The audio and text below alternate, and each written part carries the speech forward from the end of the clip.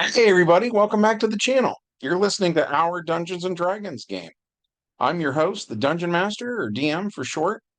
And in today's game, the prologue is that after defeating the minion of Anubis in Greece, and yes, I know Anubis is from Egypt, but the immortals they move around to different places and do different things. At any rate, after defeating his minion in Greece, the heroes find some treasure, mostly small golden statues and several health potions, as well as the entrance to the Underworld, or maybe I should say, an Underworld.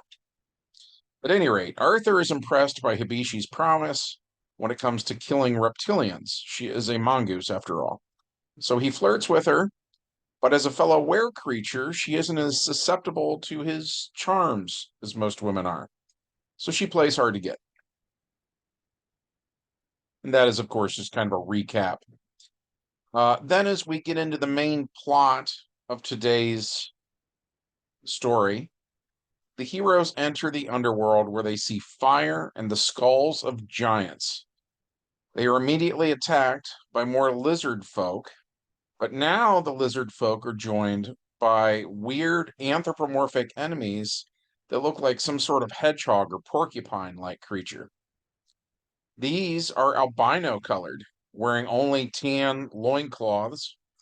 They attack by leaping into the air and doing a flip, trying to put as many quills as possible in their enemy's flesh. The quills are also nasty because they interfere with the were creature's ability to regenerate hit points. Each lichen has to remove a quill before excuse me, before that hole can heal up. The heroes make their way through the fiery subterranean lair and are then attacked by some ogres. They are wearing mottled leather armor for the most part, with a few bits of metal here and there, like their helmets. Once those enemies have been slain, more lizard folk show up, throwing Greek fire at the lichens. The heroes are forced onto a narrow stone bridge over lava. Once they are on it, the bridge begins to crumble behind them. They make their way forward, killing lizard folk as they go. The bridge collapses behind, cutting off the ability to go backwards if need be. More lizard folk show up, and the heroes kill them too. Then more ogres, this time armed with great hammers big enough for a giant to wield. The heroes kill the ogres, and Ban, the werebull, starts using the ogre's great hammer as his primary weapon. Once they've crossed the narrow stone walkway, they encounter some weird pink-colored lizard folk, the color of a naked mole rat. These strange foes throw spears at the heroes. Ban brings his hammer down on one of their skulls. It's devastating. The heroes pass between two strange stone pillars. Each pillar depicts a circle of anthropomorphic phoenix-like creatures standing back to back. They enter an area where the walls have been carved and are smooth. Here, the walls have relief sculptures carved into them depicting the lizard folk cult and the twisted being they worship. Again, through the meddling of the immortals, two statues of lizard men are animated and begin attacking the heroes with their stone scimitars. Then four more statues do likewise. After all of the statues have been smashed, the heroes enter a room with a huge clay vessel.